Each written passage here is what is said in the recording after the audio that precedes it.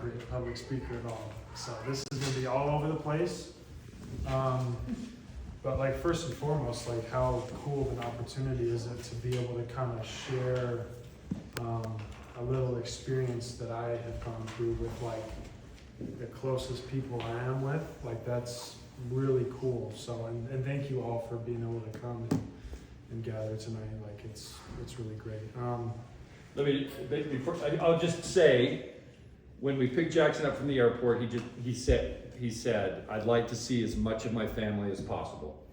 And so he's the genesis of this. This is all his idea. This wasn't, Lucy and I are happy to facilitate, but this is kind of really what he wanted to do. So thank you all for coming. Aside from the speech part, remember that. But I'm happy to. No, when I start by thinking about why I have been playing football for so long, and I really it's hard for me to kind of describe, because you initially start in like Little League and you kind of just do it to be closer to your buddies, you know, and everyone else is doing it, so like why not me? And you kind of grow, and at least for me, I didn't really think that much would come out of football for me.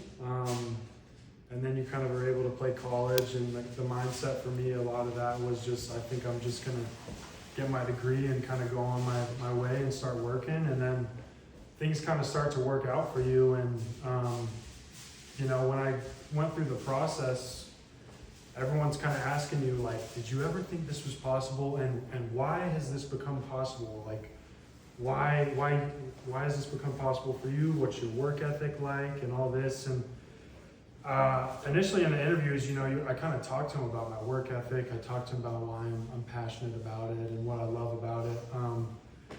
But really, honestly, guys, I think it's just a gift from God, really. And I think that God has like a path for all of us, and for whatever reason, He has blessed me and given me this ability to just, it sounds funny, but just kind of just do that and maybe catch a little flying brown thing here and there. But for whatever reason, I think like, I don't think that like it really was the training or whatever that got me to this. Obviously that helped me. I just think it's just being extremely blessed, honestly, and just making the right decision, and when you make the wrong decision, kind of knowing like, hey, I made the wrong one, and what do I need to do to make this right? So I would just say like God has a path for every single one of us, and He has a path for me, and it's football. And so with that, you kind of think like, well, why does He have football? Like why am I out here playing this thing? And it can be really surreal at times. There's a lot of high highs and there's a lot of low lows.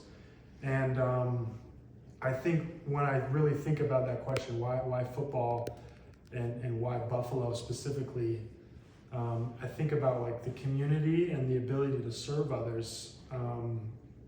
I remember kind of getting stuck at little points in the season and just feeling like you're going through the same thing over and over.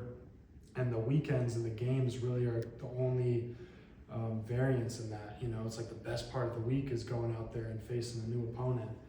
And it was really the times when we gathered together, either as rookies a couple times, to gather food from people and help pass it out, or we'd go to elementary schools and we'd play football with the kids, or pretty recently around the holiday season, I was able to go to this health clinic and kind of just hang out with these kids that had really rare diseases and that were on, I'm totally forgetting the name of it, not something aider.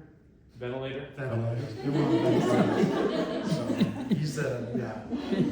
But everyone was on ventilators, and it's just, you spend time with them and make people smile. And I think like God has, you know, He's blessed me with this ability and this platform to make other people smile and to serve other people. And as you get older in life, you start thinking about things like money, and start thinking about things like clothes and cars, and especially in the kind of the area that I'm in, like all that stuff is really in your face. You know, guys have a lot of money, and it's you kind of learn quick though that like the money really is not the fulfilling part of life. And I think for a lot of the world and what a lot of the world will tell us is like status and the money and the fame and the glory is what you want to seek, and it's so bad. And I, like a lot of people, have an issue on my phone, and that's just in your face all the time. But the serving and kind of getting out of yourself and going and giving back to others is really the fulfilling part. That's really kind of the biggest things I wanted to say.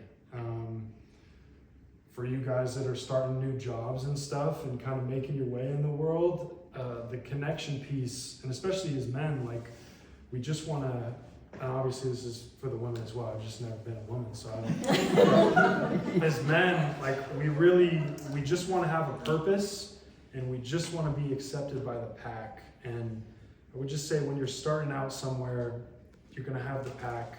There's going to be people, all sorts of people, different people in the pack, and you're going to be the lowest in the pack, and that's okay. And just have grace with that, and be yourself, and put in effort to the communication and the relationships, because the relationships, as Coach McDermott, in his final speech to us, he talked about how, this season it stinks, and we obviously lost and came up short, but the game will always end for everybody, but it's the relationships that we'll take along the way. And you could say the same thing about life.